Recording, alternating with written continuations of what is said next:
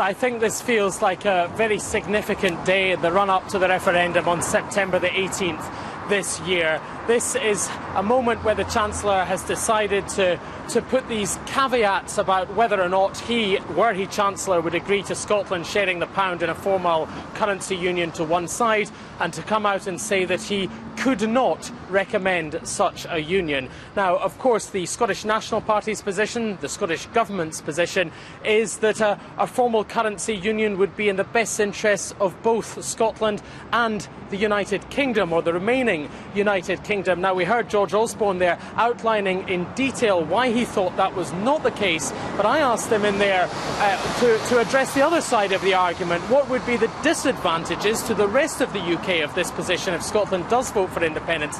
Because the Scottish National Party's suggestion is that he anticipates that by doing this, that won't happen, that he's essentially bluffing because he feels it won't come off. And there are, of course, disadvantages as well, and the SNP would point out that they include higher transaction costs for businesses across borders, across the English-Scottish border and between other parts of the UK and Scotland, and also an effect on the UK's balance of payments if oil accrued to Scotland rather than the rest of the UK. But George Osborne said, when I put that to him, he wouldn't give the details of how much it would cost business elsewhere in the UK if he went ahead with this, but he said those costs, he said, would be outweighed. Any advantages of a currency union, he argued, would be dramatically outweighed by the disadvantages. And now it's for the Scottish Government, really, to respond.